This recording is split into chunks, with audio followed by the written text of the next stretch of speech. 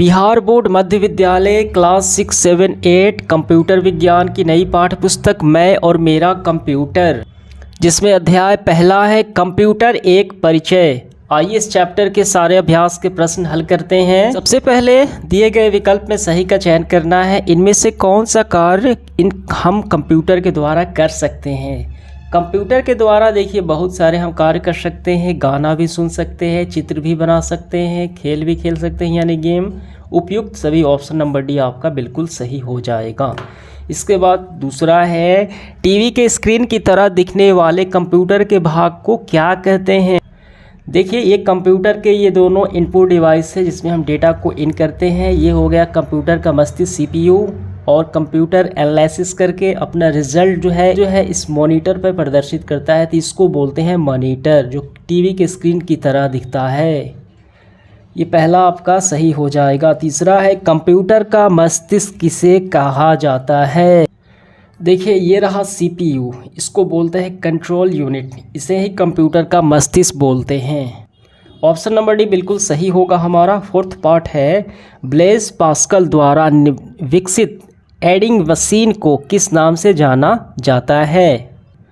Computer के विकास के प्रथम चरण पे नज़र डालें तो पास्कल द्वारा कैलकुलेटर बनाया गया। ठीक, ब्लेज पास्कल ने एक मैकेनिकल डिजिटल कैलकुलेटर बनाया जिसका क्या नाम है, कैलकुलेटर इसको बोलते हैं। इसका पहला विकल्प होगा कैलकुलेटर। इसके बाद है पांचवा कंप्यूटर का जनक किसे कहा जाता है। 19वीं शताब्दी में अंग्रेज गणितज्ञ चार्ल्स बेबेज, ठीक, इन्होंने एक यंत्र विकसित किया जिसका नाम था कंप्यूटर। इनको बोलते हैं कंप्यूटर के जनक, ठीक, फादर ऑफ कंप्यूटर।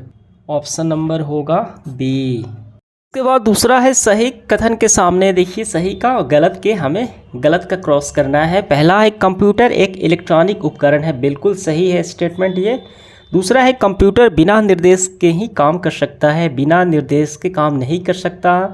मनुष्य द्वारा ये निर्देशित किया जाता है तभी वो कार्य कर सकता है, बिना निर्देश के कार्य नहीं कर सकता। तीसरा है माउस के द्वारा हम कंप्यूटर पर टाइपिंग कर सकते हैं, माउस के द्वारा टाइपिंग नहीं होता। ये कर्सर है, किसी भी देखिए डेटा को हम सिलेक्ट करते हैं, टाइपिंग के लिए अलग से इनपुट डिवाइस होती है जिसको हम बोलते हैं कीबोर्ड, माउस द्वारा नहीं होता है। फोर्थ पार्ट कंप्यूटर पर लंबे समय तक बड़ी मात्रा में डेटा को स्टोर किया जा सकता है, बिल्कुल सही बात है। अगला है कीबोर्ड से ही जो कुछ भी टाइप किया जाता है उसे मॉनिटर पर देख सकते हैं। कीबोर्ड जो है इनपुट डिवाइस है, मॉनिटर आउटपुट डिवाइस है, हम मॉनिटर पर ही देख पाते हैं, बिल्कुल सही स्टेटमेंट है। इसके बाद रिक्त स्थानों की हमें पूर्ति करनी है। देखिए हमें इसी में से भरना है। पहला है कीबोर्ड द्वारा कंप्यूटर में डैश का कार्य करता है। कीबोर्ड एक इनपुट डिवाइस होता है, ठीक है, जिसमें हम टाइपिंग का कार्य करते हैं, कोई भी डेटा हम लिखते हैं, ठीक है, कोई भी इंटर करते हैं, तो ये इनपुट डिवाइस हमें भरना है इसमें इनपुट। दूसरा है कंप्यूटर शब्द कंप्यूट से बना है जिसका अर्थ है, क्या अर्थ है, शुरू में आप देखेंगे तो गणना करना, हमें भरना है गणना करना, ठीक है। देखिए नज़र डालिए यहाँ पे कंप्यूटर जो है, यहाँ पे कंप्यूट शब्द से बना है, मतलब होता है गणना करना। तीसरा है डेटा आदि के परिणाम को संग्रहित करने की प्रक्रिया को, संग्रही मतलब इकट्ठा करना, स्टोर करना की प्रक्रिया को क्या बोलते हैं, उसको बोलते हैं स्टोरेज, ठीक है, इसी के ही बोलते हैं स्टोरेज। यानी कंप्यूटर की एक मेमोरी होती है, आपको भर लेना है स्टोरेज।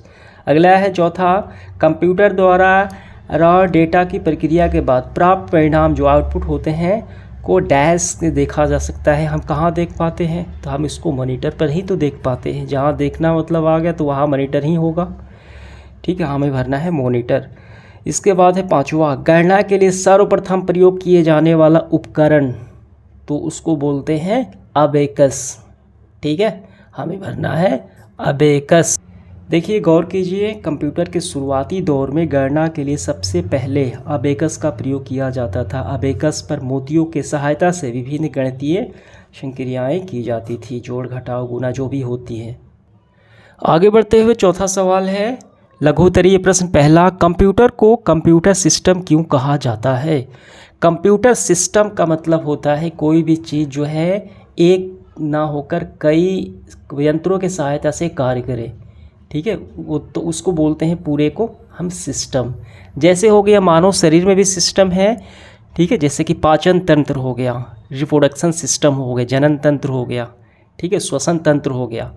तो इनमें क्या होता है, पाचन तंत्र में देखिए बहुत सारी चीज़ें होती है, छोटी आंत, बड़ी आंत, मुख गुहा, ठीक है, तो वो सभी मिलके काम करती हैं, इसलिए उसको बोलते हैं सिस्टम। तो कंप्यूटर भी वैसे ही मिलके काम करता है। कंप्यूटर में मॉनिटर होता है, कीबोर्ड होता है, माउस होता है, सीपीयू होता है, ठीक है, बहुत सारे उपकरण मिलके एक कंप्यूटर की रचना करते हैं, इसलिए उसे सिस्टम बोलते हैं।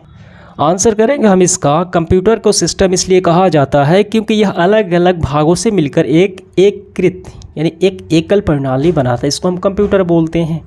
इन भागों में हार्डवेयर, सॉफ्टवेयर, हार्डवेयर को हम छू सकते हैं, सॉफ्टवेयर को हम नहीं छू सकते हैं, अंदर का पार्ट है, ठीक है, जैसे ऐप हो गया, और पैरेलल डिवाइस शामिल होते हैं जो सभी मिलकर सूचना को प्रोसेसिंग करने, स्टोर करने और प्रस्तुत करने का कार्य करते हैं, इसलिए हम इसको सिस्टम बोलते हैं। दूसरा है, कंप्यूटर हमारे दैनिक जीवन, दैनिक कार्यों में कैसे सहायता प्रदान करता है।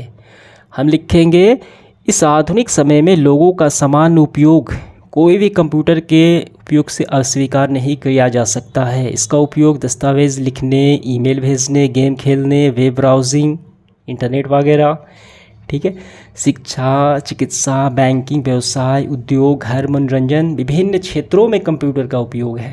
अगला सवाल है, कंप्यूटर की विशेषताएं बताइए। देखिए इसका उत्तर हम काफ़ी अच्छे से ऐसे करेंगे। कंप्यूटर की विशेषताएं निम्नलिखित है। पहला, गति, ठीक, काफ़ी तीव्र गति से कार्य संपादित करता है। शुद्धता यानी एक्यूरेसी, गलतियां होने की चांस काफ़ी कम होती है। भंडारण, किसी भी डेटा स्टोरेज को लंबे समय तक भंडारित कर देता है। ये 3 हो गए। इसके बाद ये तीनों आपको लिख लेना है। परिश्रमशीलता, बिना थके हुए, रात हो चाहे दिन हो, किसी भी समय हो, वो कार्य करते रहता है। बहु कार्य क्षमता, एक साथ कई कार्य संपादित कर सकता है। संचालन यानी दिए गए निर्देश के अनुसार स्वयं से कार्य कर सकता है। तो टोटल 6 इसकी विशेषताएं हो जाती हैं। अगला सवाल है, कंप्यूटर कैसे कार्य करता है। कंप्यूटर के कार्य प्रणाली में देखिए हम ऐसे समझ सकते हैं, इनपुट, डेटा को इनपुट करते हैं कीबोर्ड से, माउस से, प्रोसेसिंग करता है, ठीक है, उसके बाद स्टोरेज से उसको क्या करता है, एनालिसिस करता है, फिर उसको आउटपुट कर देता है मॉनिटर के द्वारा। आंसर करेंगे, कंप्यूटर मुख्य रूप से 3 चरणों में कार्य करता है, इनपुट, प्रोसेसिंग और आउटपुट। इनपुट में डेटा या निर्देश शामिल होते हैं, जैसे कीबोर्ड या माउस के द्वारा उपयोग हम करके कंप्यूटर में डालते हैं।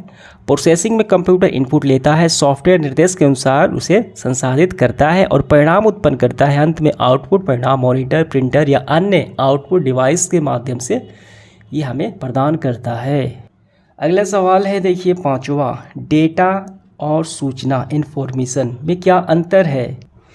आंसर करेंगे, कंप्यूटर की भाषा में डेटा सूचनाओं, तथ्यों और आंकड़ों का भंडारण होता है। यह व्यवस्थित और अव्यवस्थित दोनों तरीके से ये इकट्ठा हो सकता है। डेटा की अगर बात करें तो व्यवस्थित और अव्यवस्थित दोनों। डेटा पर प्रक्रिया होने के बाद जो अर्थपूर्ण डेटा प्राप्त होते हैं, ठीक है, जो शुद्ध डेटा प्राप्त होते हैं, उसको बोलते हैं सूचना यानी इन्फॉर्मेशन। ये पूरा आपका आंसर हो गया। अगला है दीर्घ उत्तरीय प्रश्न पहला, कंप्यूटर के विकास की संक्षिप्त जानकारी दीजिए। कैसे कंप्यूटर का विकास आया, ठीक, वो पूरी जानकारी हमें लिखनी है। देखिए इसका आंसर आपको कैसे करना है। सबसे पहले आपको ये लाइन लिखनी है, कंप्यूटर एक इलेक्ट्रॉनिक उपकरण है। यह उपलब्ध कराए गए डेटा एवं निर्देश के आधार पर विभिन्न प्रकार के यानी विभिन्न तरह के कार्य करता है। ये लाइन हमने लिख लिया।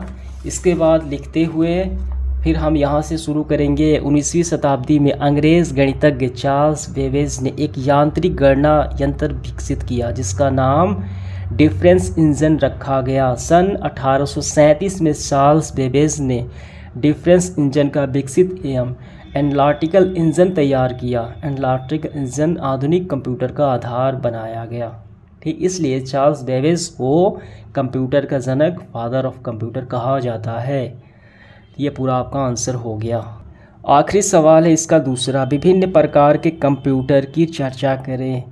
देखिए विभिन्न प्रकार के कंप्यूटर की जब हम चर्चा करेंगे, कंप्यूटर आपके उच्च कक्षाओं में जब आप जाएंगे तो कई प्रकार के मिलेंगे, mini computer, super computer, analog computer. लेकिन आपके कक्षा के आधार पर इसको शॉर्ट में बताना है, सरलतम रूप में। तो आंसर हम जो बुक में दिया गया है वही आपको करना है। कंप्यूटर मुख्यतः 3 तरह के होते हैं। पहला डेस्कटॉप, ये पूरा लिखना है, लैपटॉप और टैबलेट। ठीक, अब आप चाहें तो थोड़ा इसके पीढ़ी के बारे में भी लिख सकते हैं। कंप्यूटर की पीढ़ियाँ निम्नलिखित हैं, ये सारे। ठीक है, 5वीं पीढ़ी। तो इस तरीके से हमारा सेशन समाप्त हुआ। धन्यवाद।